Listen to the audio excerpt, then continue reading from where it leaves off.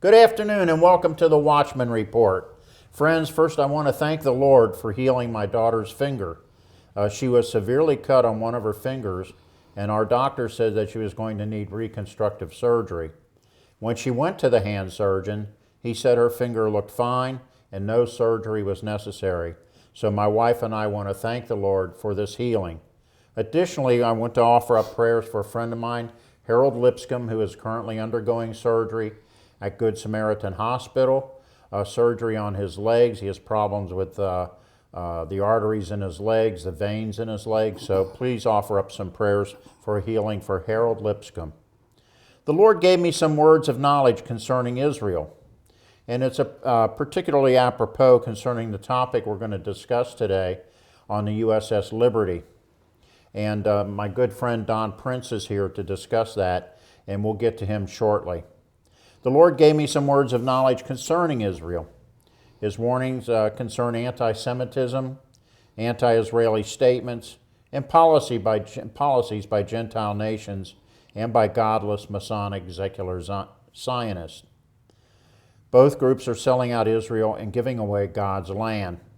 The current negotiations that are ongoing between Kerry, the Israelis, and the Palestinians will culminate in a peace deal between Israel and the Palestinians that is scheduled to be signed in April 2014. The book of Nehemiah is a foreshadowing of today's political events concerning Israel.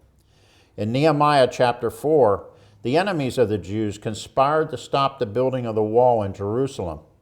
Today, the enemies of the Jews and Christians conspire secretly against Israel.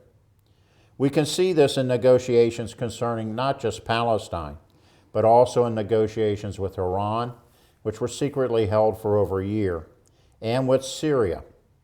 Let me emphasize that the Watchman Report staff supports Israel. We support godly Torah Jews and Messianic Jews, but we do not support any godless people of any stripe. All the negotiation and agreements, Oslo, Camp David, and we are potholes to peace, not the roadmap to peace, as the media and the politicians like to tell us. Listen to me carefully. Only Yeshua HaMashiach, Jesus Christ, can bring peace to Jerusalem and Israel, and shortly he will do that. Watch. In verse 13 of Nehemiah, God uses three fascinating words: shook, shake, and shaken. I find that to be very interesting. Nehemiah says, every man will be shaken from his house and work who do not keep his promise to God. This is a warning to us. And the book of Nehemiah, by the way, parallels today's current events in the Middle East. So I highly recommend that you read the book of Nehemiah. Friends, these so-called peace talks do not bode well for the United States and others who take part or conclude these talks. Each time we engage in deals that give away Israel's land, something bad happens in America, Europe, or in Japan. Now, I do not know what the catastrophe will be. It could be an earthquake, a volcanic eruption, foul weather, a hurricane or typhoon, a political scandal, a flurry of tornadoes, or a terrorist attack, but something bad will occur. The roadmap to peace is our pothole to peace and to hell. In the book Habakkuk, God tells us that he will use evil nations to discipline his people in Israel, and that is exactly what is happening today. There is a history of catastrophic events that are linked to anti-Israeli policies and statements, and we will cover one today in the attack on the USS Liberty. Let me emphasize, I do not know what catastrophic events or event will occur. I just know it will happen, and it is already beginning. Here in the United States, we have already had a frigid winter that has negatively impacted the U.S. economy. Let me give you some bullet points. Christmas sales were their lowest since 2008. Last month, we created only 74,000 jobs, and most of the unemployed have given up looking for work. 85 super wealthy people control over half the money in the world. The Federal Express Reserve is stopping their $85 billion monthly stimulus adversely impacting our economy. Household income is now lower than it was in 1999. We have wasted almost $1 trillion in Afghanistan. The stock market is beginning to experience a downturn. The emerging markets in China, Brazil, and India are collapsing. The emerging markets were a hyped up, pumped up effort that is ending up in the toilet. It is one of the biggest frauds in history by the international banksters. Detroit is the largest municipal bond failure in history, and now Canada is buying a section of Detroit where 30,000 people used to live.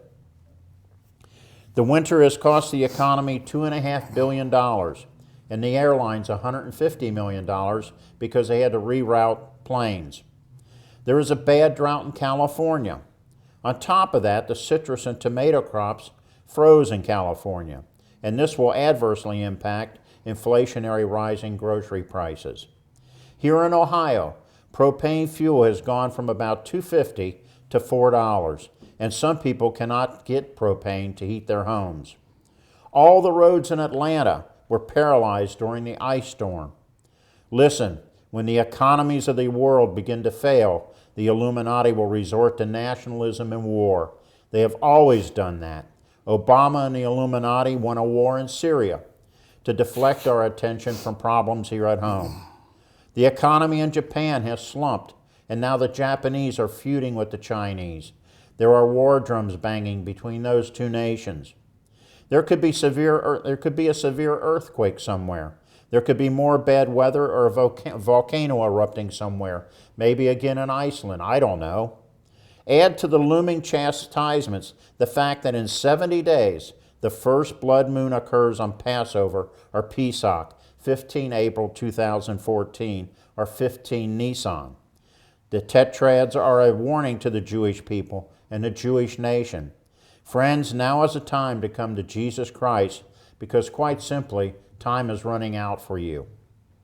I can't give you all my Israeli linkages, and suffice it to say, and I will show you, all these pages are the linkages of anti-Israeli policies and statements that have caused disasters and catastrophes. I can't possibly read them all to you in an hour, but you can go to my blog site, www.grassrootconservative.blogspot.com. I'll repeat that, www.grassrootconservative.blogspot.com. And if you go to Watchman Report 13349 regarding anti-Israeli statements and policies linked to disasters, Part 1, you can read about them. You can also read about them in Watchman Report 13-358, Part 2, and finally in Watchman Report 13364, Part 3. We have also discussed these linkages on past Watchman Report telecasts, but I will mention a few. Of course, there were the 9/11 attacks, the Monica Lewinsky scandal, Hurricane George, and very importantly, Fukushima. Mr. Don Prince, my friend here, was in the U.S. Navy on 8 June 1967 when the Israelis attacked the USS Liberty. 34 Americans were killed and 174 wounded. Don was among the Americans who responded, and it's very important to have Don here today because there are very few eyewitnesses or secondary witnesses left to this event. So Don, welcome to the Watchman Report, and just give us a brief background on your time in the service and how you ended up being involved in this. Okay, thank you for having me, Alan. I'm happy to be here. In the Navy, I was an electrician's mate, so I did shipboard electrical work and spent 4 years in the service, or nearly 4 years. Included a combat tour in Vietnam as well as the Mediterranean cruise where we were involved in the 6-day war, and a few other cruises where several cruises in the Caribbean where we escorted similar ships to the Liberty that were surveilling Cuba. That's probably a good enough background for me.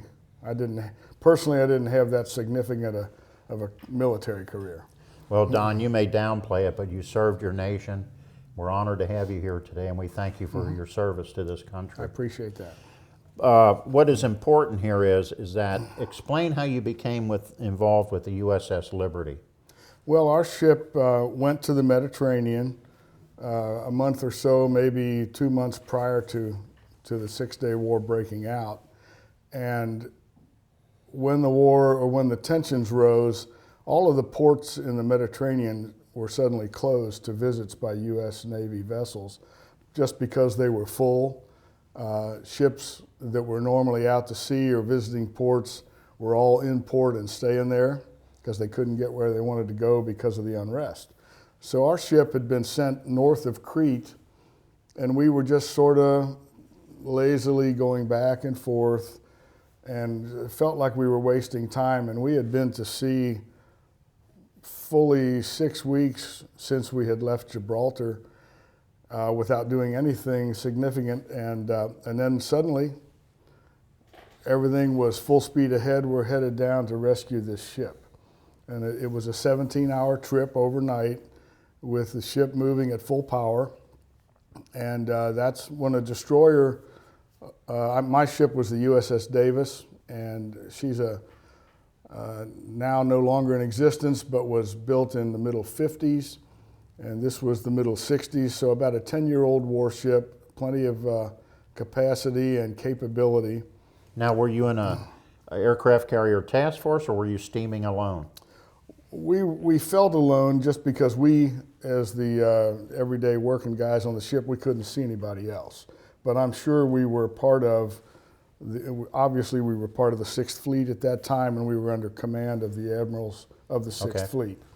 And so we were sent because literally we were the fastest destroyer, closest at hand. We knew we could be there first. We could be on scene first. And that was true. We ended up in the morning being there, the first ship on scene. And on scene was the spot where we met the Liberty, not the scene where the attack occurred, because the Liberty had been under her own power, steaming away from the attack and toward the fleet, and we rendezvoused together. This might be an appropriate time to give a little bit of background of what was happening in the Middle East at that time. Back in 1967, keep in mind also there were no satellites, there was no high-tech reconnaissance like we have today, other than the U-2, something like that. So no satellites. This was pre-Facebook, pre-YouTube, pre-satellite society. And for some of the younger people, that may be hard to understand, but that's the way it was. This was a watershed event in America's history. There was a leader in Egypt. He was very charismatic, well-loved by the Arabs. His name was Abdel Gamal Nasser. And Nasser was he wanted to poke back at the Israelis. And I use that term in a loose fashion.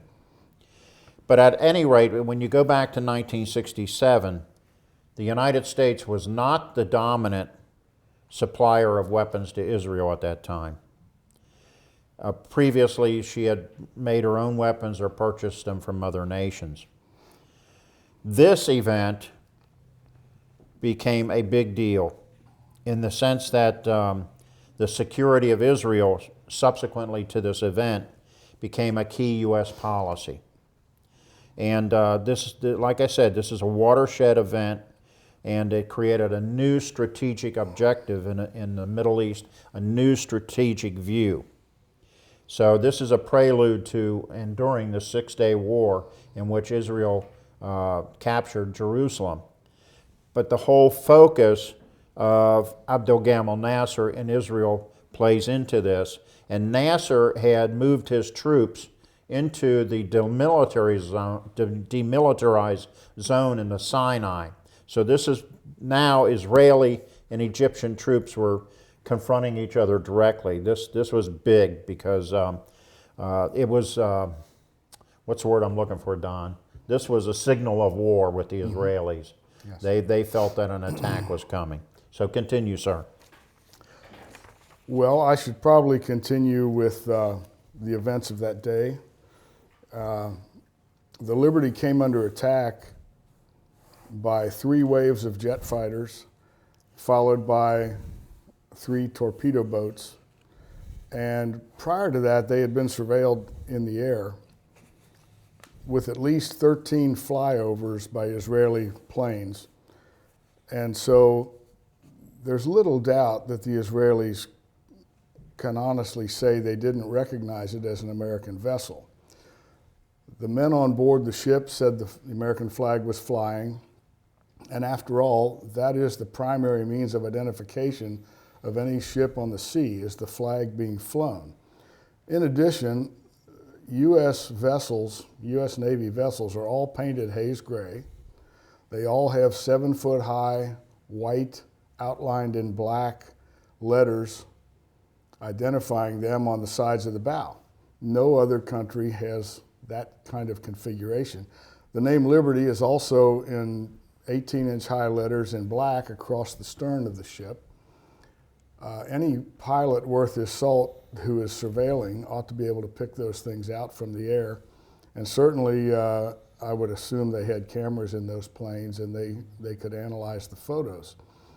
When the attack began... Now, Don, there was another key designator there, the GTR-5. Explain that. Yeah, GTR-5, I can't recall what the G stands for, but the TR, I believe, is Technical Research Ship, and -5, those kinds of designations are what identify American ships. Numbers and letters, or numbers only, or letters only, in big white paint on the side of the bow. So the Israelis could have known that research equaled spy ship. Oh, absolutely. Okay. I think they were aware of what the role of that ship was. It was an electronic reconnaissance vessel listening in on both sides of the conflict, or the conflict that was about to begin. Right. And for our audience, you need to know that this ship was like no other ship in the world. It sailed to hot spots around the world. Below, there was communications, intelligence analysts. There were 195 people in the overall security group, translators, code breakers, and radio experts. And if they ran into something they didn't understand, they sent the communication to NSA, which put it through the supercomputers at that time to translate it and figure it out. Mm-hmm. Go ahead, Don. Yes, normally a U.S. Navy ship their communications rooms are staffed with radiomen, which are enlisted men like I was, only they focus on radio communications. The Liberty was staffed with CTs, communications technicians. It's a much higher level of technician. They are normally shore-based. They man the large naval communication posts strategically around the world that receive and retransmit naval communications from ships. But the Liberty had those type technicians on board, as well as many civilians.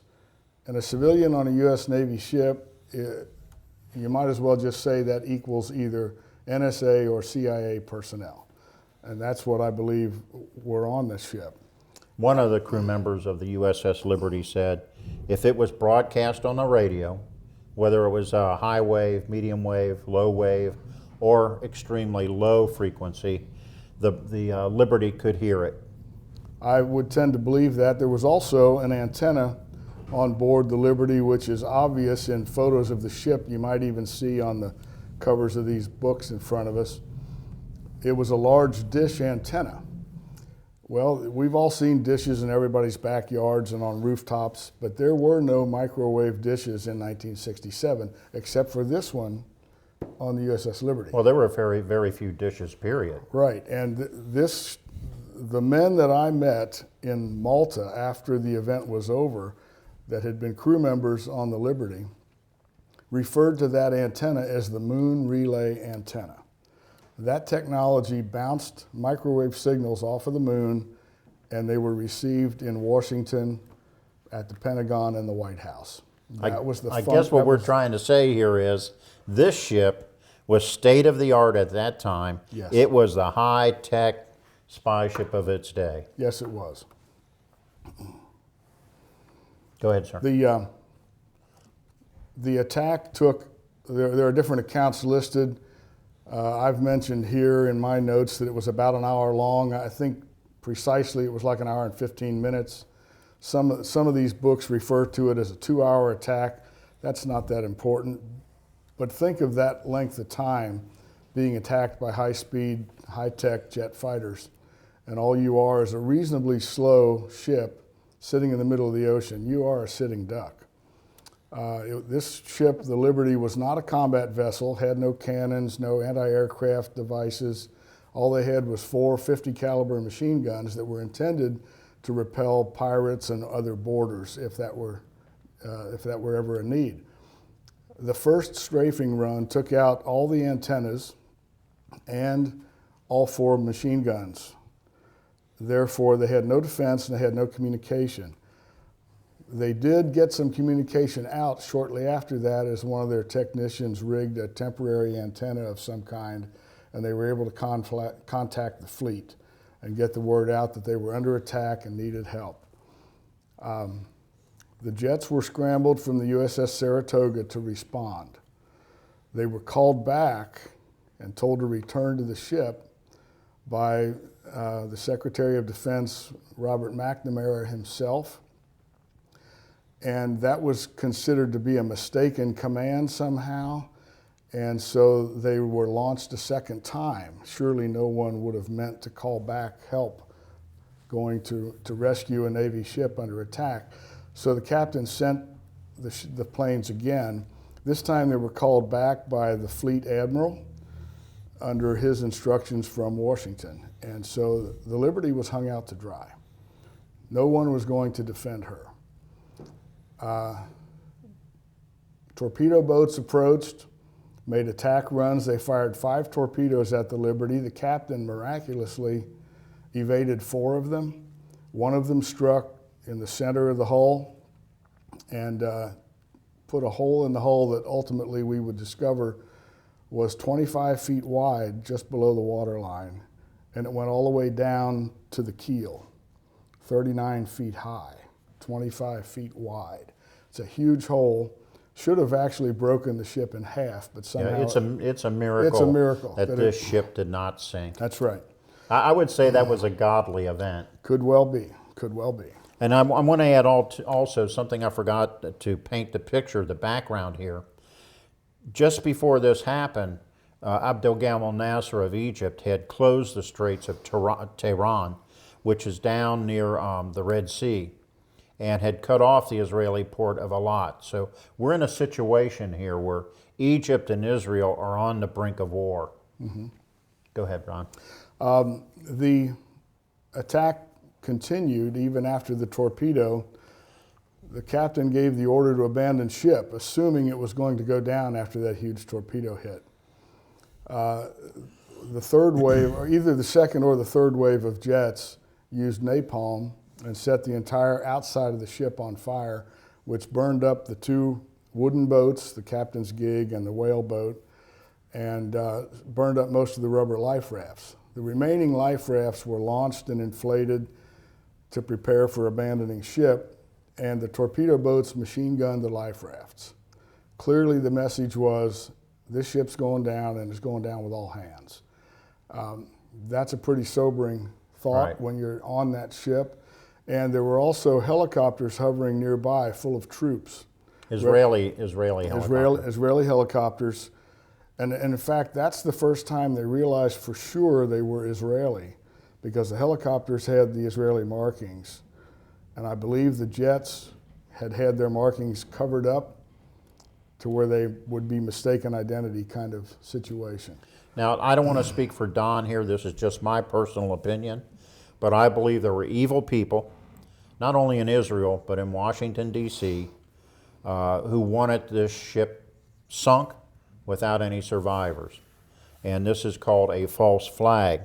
And it's interesting because before this conflict erupted, Israel's chief spy ship, Mer Amit, visited Washington, D.C. to meet with Robert McNamara to see if Israel could proceed with their attack on Israel. If Israel could proceed with their attack on Egypt. In other words, he wanted the U.S. anointing for that attack. Go ahead, Don. When the attack was broken off, shortly after that, one of the torpedo boats reapproached and asked if the ship needed assistance. Kind of unique. It would be awfully hard to say yes at that point. And so they were waved off and told, no, we don't want your help. And the line immediately became mistaken identity. We didn't know who you were. We thought you were a troop carrying ship that was Egyptian trying to outflank our troops. There's been a lot of talk about that in all three of these books, about the difference in appearance of the ship in question and the Liberty, and the difference in size that would make it very hard for an experienced pilot to make that confused conclusion. And there were also reports that something was shelling a town nearby on the beach from the area where the Liberty was. Obviously, that's impossible from the Liberty since it doesn't have any cannons. Yeah, this is what we would call cover stories.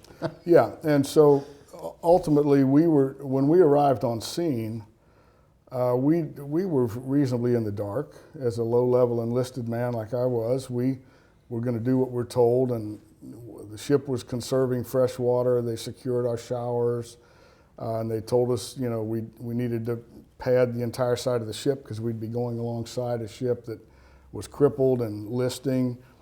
And we got there early in the morning, and that's exactly what happened. We tied up alongside the Liberty out in the open sea and began to provide what assistance we could. Our ship had a hospital corpsman. We didn't even have a doctor. Okay. And so we provided medical supplies, fresh water, and fresh bodies to go over and help and do work that their men were too fatigued to do.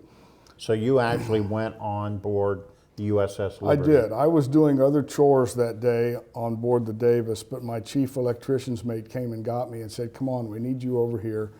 And so I went to work with him because their electricians had all basically been killed in the attack due to the location of their workshop on the ship. It took a lot of hits.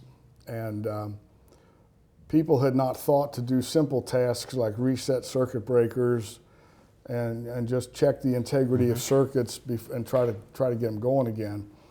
One young man had shown the initiative to rig extension cords all over the ship at night to regain navigational lights.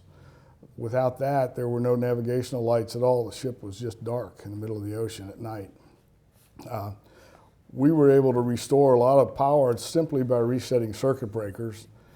And my recollection of that day that's the most vivid is the chief and I were walking in a passageway down inside the ship, and the ship was leaning heavily to starboard, and so your feet were not walking in the walkway. They were walking in the corner between the bulkhead and the deck. That's the floor and the wall for non-Navy people.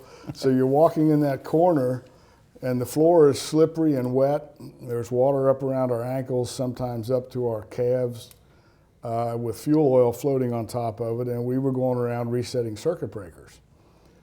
Probably not the wisest thing I ever did from a safety perspective, but we got some circuits going, and my time on board the Liberty was soon over, and I was back on board the Davis. The ship separated after a few hours. I was able to see the wounded. I was able to see the body bags. I was able to see 3-foot wide swatches of blood running down the bulkheads from the machine guns. What you saw was not pretty. It was graphic. And I was basically a 21-year-old young man that had just left the U.S. for the first time. And so it was very, very much impressed me. Made you grow up pretty fast. Sure did. And let me add, by the way, Don, the fact that you were walking in water up to your knees, repairing electrical equipment, I think the Lord was looking out for you. I think he was. I believe that. Several of my crewmates stayed aboard the Liberty, And once she was separated from us, they began to pump liquids around and try to right the ship. It had a 10-degree list to starboard, which is fairly significant. And she was down in the bow because of the damage and the misloading of the weight due to the extra water on board. The torpedo hit a large space. It was the communications control room that was hit. So all the classified materials were floating out and drifting in the water. Most of the people that were killed in that initial impact were the technicians operating the communications equipment. And since that large space had filled with water, the ship was now heavy and cumbersome to steer and unwieldy in the water. When we followed her to Malta, she was under her own power, and we trailed behind her a couple hundred yards, and we were rigged for towing. There was also a fleet tug that accompanied us if towing had needed to be necessary.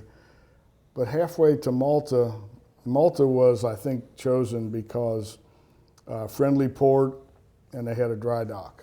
So we escorted her there, but halfway there, the seas got a little heavier, and as the ship is riding, the water in that large space that's flooded is fluctuating in and out with every movement of the ship, and so Right. the bulkheads, the walls, are puckering like a tin can.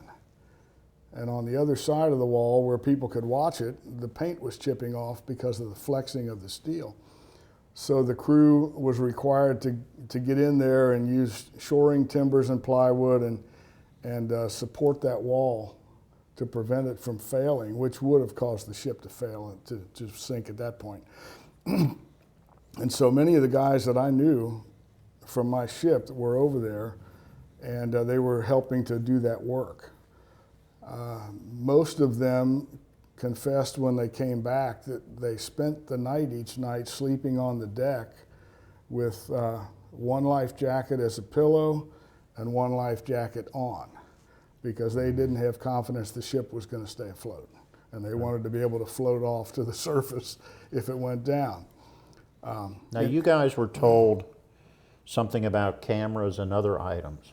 Yes, we were told very quickly after our ship separated from the Liberty that we were not to talk about this incident with anyone, and cameras were confiscated. If they were found, if anybody had a camera not locked up, they were taken.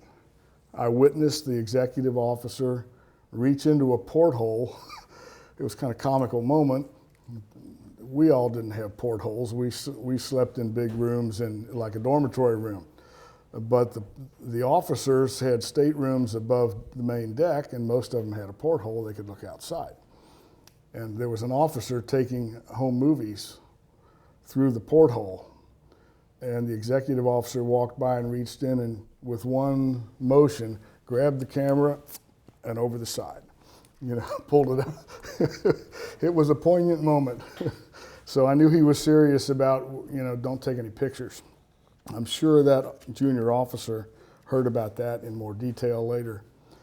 So the Liberty personnel were instructed not to talk about the incident, and so were we.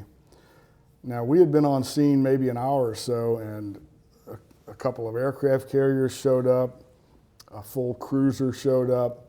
The rest of the fleet basically got there, and they were helicoptering the bodies off and the wounded off to the aircraft carriers where they had actual hospitals and surgery capacity. Don, at that point in time when you're towing the ship to Malta and now the cavalry, so to speak, is coming to the rescue, did you, with your shipmates, did you discuss what the heck happened here? Yeah, we didn't know at that time that the jets to rescue the Liberty had been recalled. We just thought, hey, this ship got shot up by somebody, and a rumor here, a comment there, but the guys on the Liberty, they were... What was the rumor? Well, there was just comments, and then we heard Israel, and then we heard, nobody came to help. But most of the time, when we were on board, we were busy doing what needed to be done, and their crew members were doing the same, or they were down tending to the wounded. Now, the entire mess deck, which is the lunchroom, had been turned into a sick bay, and there were wounded on every table in the mess deck. Yeah, I put some pictures on. There are some photos in the book of that, and quite poignant photos. It was something I wasn't prepared to see. You know, that was a big shock to me as a young man. At what point did you realize this was a spy ship? That word got out pretty quick because of the weird-looking antennas. Okay. We had never seen a microwave dish antenna before, ever. And there were other antennas all over that ship of various 47, as a matter of fact. Yeah, various shapes, sizes, and configurations. And so they were not a standard Navy communication ship at all, and that was obvious. And also, you know, we learned from some of the crew members. We learned this pretty much in Malta. We got back to Malta. She went into a dry dock. They covered the dry dock in a big tent where you couldn't see the ship at all after a day or so. There were rocket holes and shell holes all over the ship. Literally thousands of machine gun holes. 800 and something, weren't there? Yes, in the hundreds. And each one was, you know, a hole. You could put your fist through the hole with the metal folded in. It is amazing that the ship stayed afloat. The executive officer of that ship was totally lost. They don't know where he went. He took a direct hit from something, and So he was missing in action. he was missing, I believe, MIA. The captain was on the bridge when we got there with a tourniquet on his leg and his pants leg torn away. His name, by the way, was McGonigal. He was a World War II vet. And he was awarded the Congressional Medal of Honor for action that day. But the stinging part of that was that he didn't get it like everyone else from the president at the White House. He got it from an undersecretary of the Navy at the Navy Yard. So it was very much under the radar, low key, and the Liberty became the most decorated crew. The Liberty's crew was the most decorated crew in all history for the Navy. Let me read you, and Don, of course, gave me this information. As he said, it was the most decorated incident in U.S. Navy history. 1 Medal of Honor, 2 Navy Crosses, 11 Silver Stars, 27 Bronze Stars, 204 Purple Hearts, and a Presidential Unit Citation. Among all the citations written in support of those decorations, only one, a belated Purple Heart and Silver Star, awarded years later, mentioned Israel as the aggressor in this incident. Yes, and that was the point I was going to get to, was the fact that they downplayed who the aggressor was.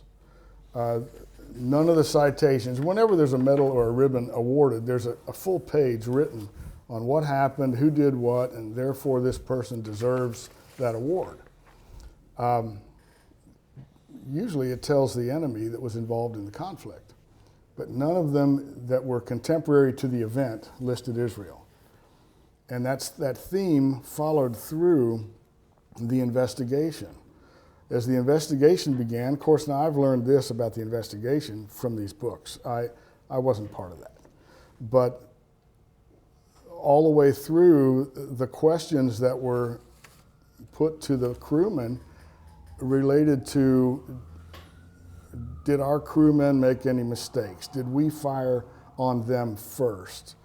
So already Navy officials were coming to you and members of the Liberty crew saying, okay, what did you do wrong? Yeah, the inquest actually started on board the Liberty before they got to Malta. It was hastily pulled together. And the focus of it seemed to be, from those that were involved, as written in these books, let's find out what our crew might have done wrong, and no probing at all into what prompted Israel to do this. Okay. And it was obvious to many Very people, suspicious. obvious to many people that they were not going to be probing Israel's involvement at all. In fact, the crewmen, the commanders of the torpedo boats that machine gunned our life rafts, and the jet pilots that spread napalm on the ship, they weren't even interviewed by U.S. personnel. The Israeli military personnel were not subjected to any investigation at all. Everything was hushed up, everything was closed.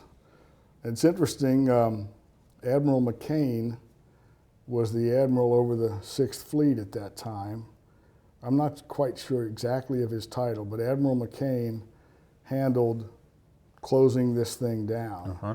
And his son, John S. McCain, the current senator, has run... Who was his son again? Senator McCain, John McCain.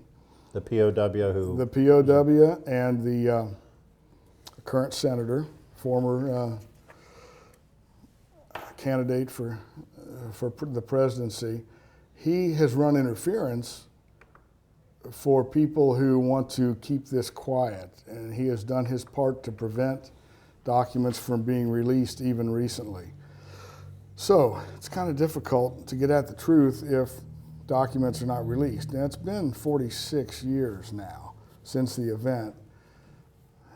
Admiral McCain is gone. You know, many of the principals are gone. There's no reason to hide the truth from us anymore. Why do you think McCain is doing that?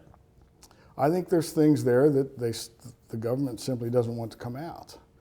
One of the reports, and I have a copy of an article here from the American Conservative magazine that details that there was an American submarine in the area that day, in the actual area of the attack. The inference is, and the testimony, or excuse me, not testimony, but the story told by one of the crewmen of the Amberjack is that they had their periscope fitted with a video camera and they videotaped the entire attack, did not intervene, did not try to help, but they videotaped it for some reason. And that the video camera attachment to the periscope was unique and had to be added prior to that. Surprise, surprise. Prior to their going to sea. So, and then there are other people who claim that there was no such submarine in the area. So it's interesting. One of the crewmen on the Liberty remembers tracking the submarine into the area himself. You know, they were plotting it. Didn't know why it was coming their way, but they knew it was an American sub. And so there are a lot of unanswered questions that kind of, you know, things tend to point to each other, but you can't quite connect them. Right. Because there are gaps.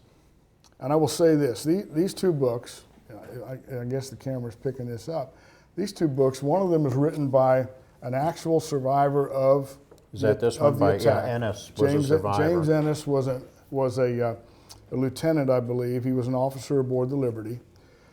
So he's an actual participant. This book was written by the son of another officer, the son of a participant. James Scott. James Scott, right. And his father was aboard the Liberty. Let me mention the title. The Attack on the Liberty by James Scott. And this one was Assault on the Liberty by James M. Ennis Jr. Ennis is spelled E-N-N-E-S. Mm-hmm. Now this book is recently published by the U.S. Naval Press. By who? U.S. Naval, I'm not sure. Well, I'm making a, I ordered it. I'm making a sarcastic. Yes. Yeah, okay. Basically, this book. These were not published by the Navy Press. Right. This book tends to debunk, or attempts to debunk these two. This book is written by a former Navy pilot who was not part of the incident at all, as far as I can determine from reading it. I would call that a whitewash. and he, the difference is these guys lived it, or one of them's father lived it. This guy didn't. I know what I saw. It tends to jive with what these guys are saying. This gentleman appears to take the line that came out of the inquiry and just try to fortify it. And his chronological facts, he begins at the moment the attack began. These two books begin several hours earlier with multiple flyovers by Israeli surveillance planes. And Don, I apologize for laughing about that, but in my heart, this was a serious attack. Absolutely. You know, we have hundreds of Americans wounded and killed. This, not only that, it changed U.S. policy in the Middle East. So my laughing is out of sarcasm. It's not to poke fun at what went on here. I understand that. Another point I would like to make, reading these two books, there was definitely an effort to control the outcome of the naval inquiry.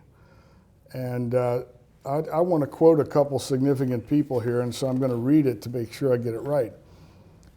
Admiral Kidd, he confessed years later that his superiors, if you're an admiral, your superiors are the Joint Chiefs and the Secretary of Defense and up.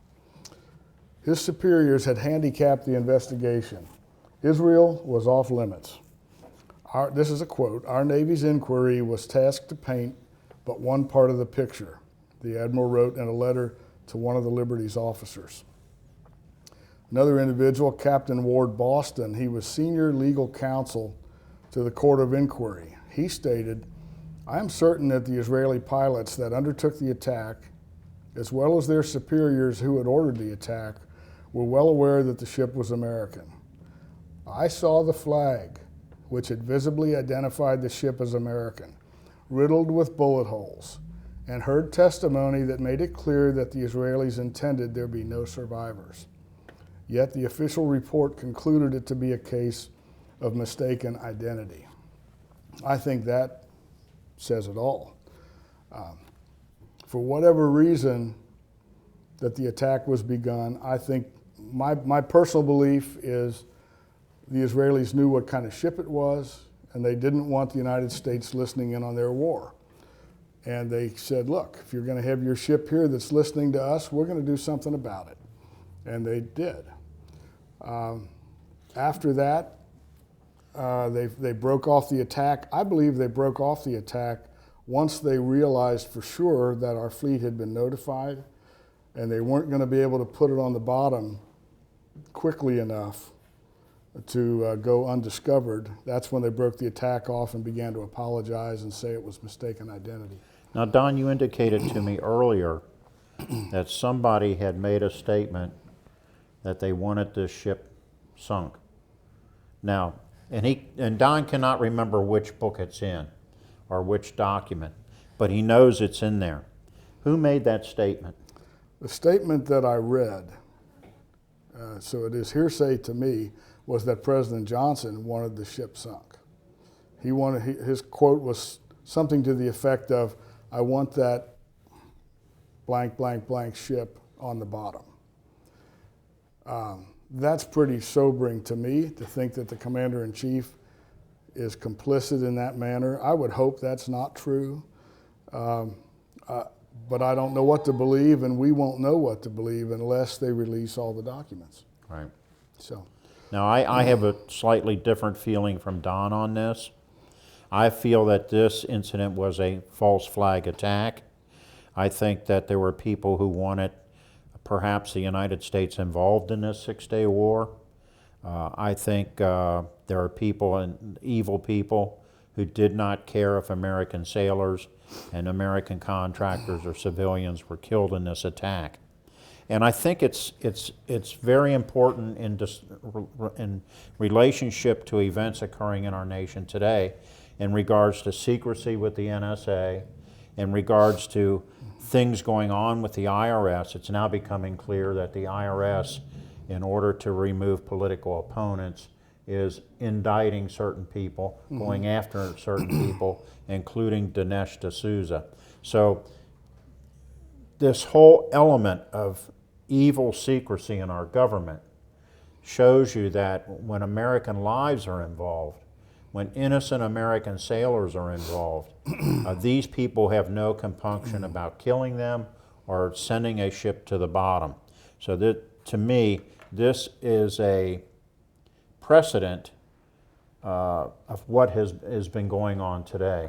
Now, you may or may not agree with that, you know. Well, I tend to not like to make claims without documentation, but certainly it's plausible that if that ship had been sunk, and if it had been sunk without the knowledge of who did it, the United States would have easily been able to say Egypt did it, because after all, Israel was our ally at that point.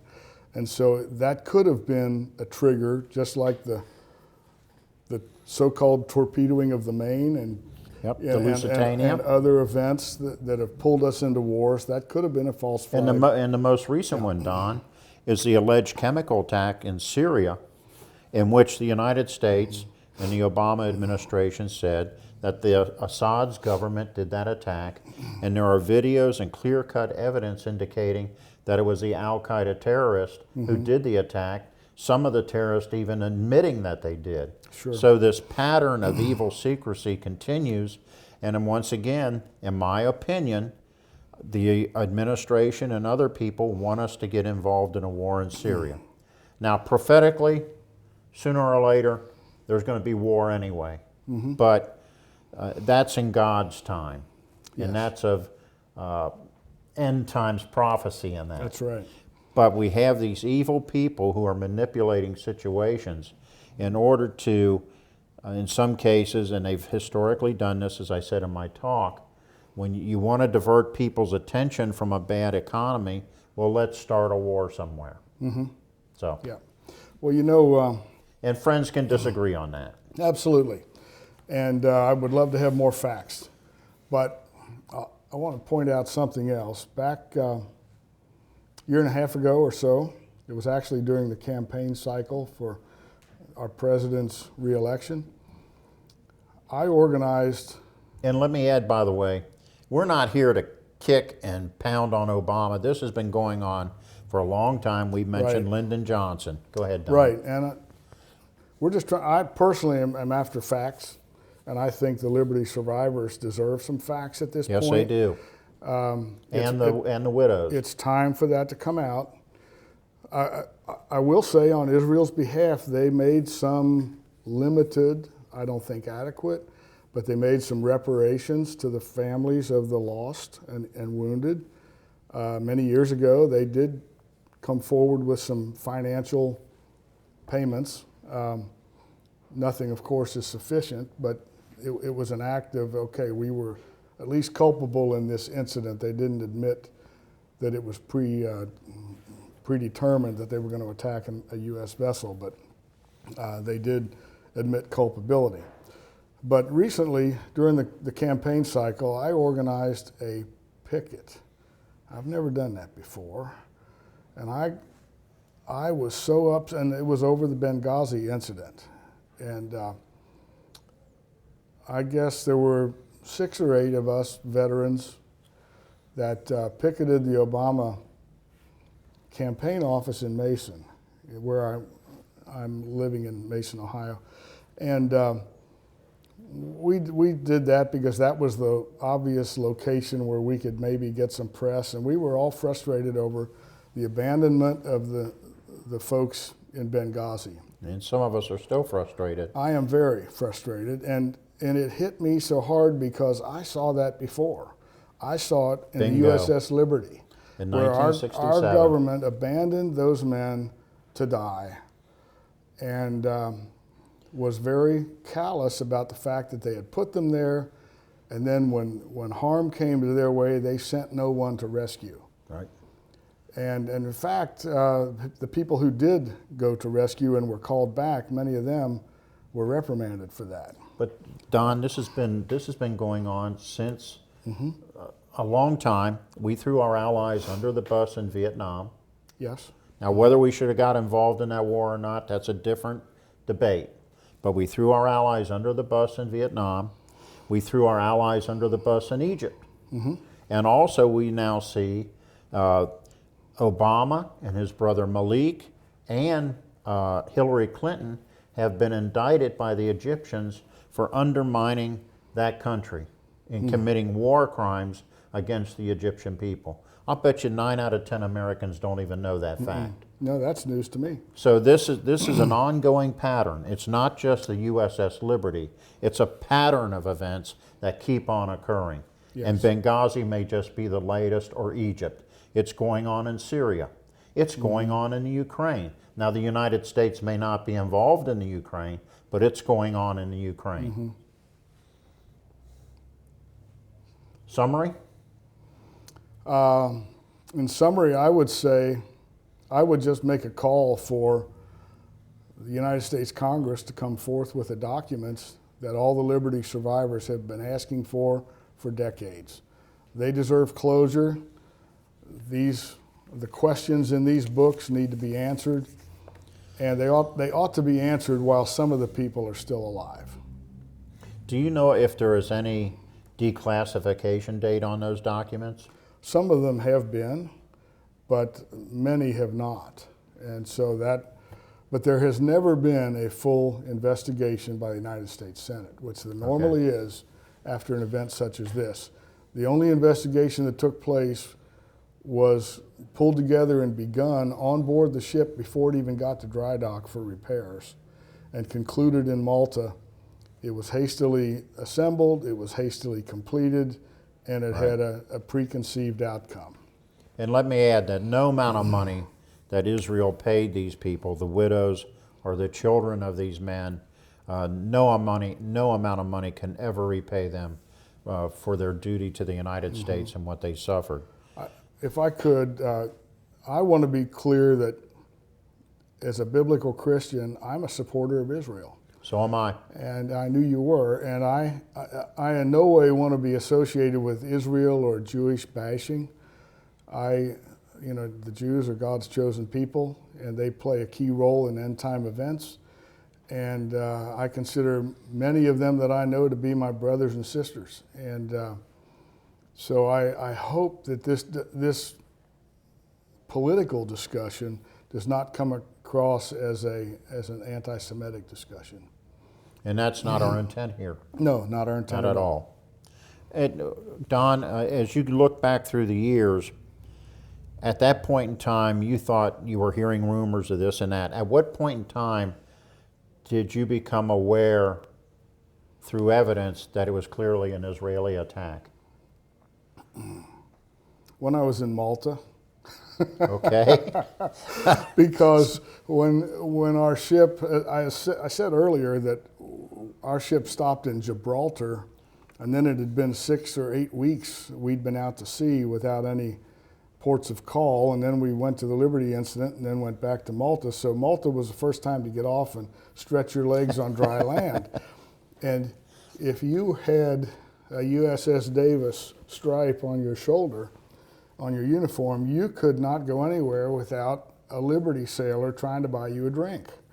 They were appreciative that the Davis had been the ones to rescue them. Yes, I would have been too. And I traded a USS Davis patch off of my working jacket for a USS Liberty patch from a guy. He happily cut it right off of his jacket and gave it to me. It was very touching to see the appreciation. Right. And when you talk to those guys, it was like, well, yeah, they were flying over all day, taking pictures of us and coming. And there's a couple pictures in the book where it shows the surveillance jets almost at mast top level, slow flybys, checking them out. And they knew they were being surveilled, and they had the flag flying. Everyone who was truly there says the flag was flying. And they were in international waters. International waters by several miles. International water, by the way, for a warship is usually 12 miles off the coast. For other ships that are not warships, like the Liberty, could have been in international waters as close as 3 miles. Okay. But they were in the neighborhood of 20. In fact, back at that time frame, the international boundary for the waterways was 2 miles. It's changed since then. They were out at about 20 miles off the coast. They were clearly in international waters. Well, let me take a minute here to give some information to our audience. If you wish to contact the Watchman Report, you can call 513-279-8350, or you can mail me at singlerallen@yahoo.com. And I want to thank Don Prince for coming on the program. There aren't too many of these people left who were witnesses to this event, so his input on this is truly unique. If you wish to make a donation or sponsor the Watchman Report, you can mail it to the Watchman Report, LLC, 407 Elm Avenue, Terrace Park, Ohio, 45174. You can also watch past Watchman Report programs by going on YouTube and by searching the Watchman Report with Alan Singler, or in today's case, when we get it posted, by adding Donald Prince, or Don Prince. Which would you prefer? Don is fine. Don Prince. Either one works. And one final thing here. I apologize for the delay here. Don, is there anything else you'd like to add that that you want to cover before we wrap up the telecast? No, I think I wrapped up already, unless you have a question specifically. Well, once again, sir, I thank you for coming on the program, and I thank you especially for your service to our great republic. Thank you. Happy to be here. May God bless you until the next telecast. May Yahweh bless you and protect you. May Yahweh shine his face upon you and be gracious to you. May Yahweh lift up his face unto you and give you peace. God bless until the next telecast.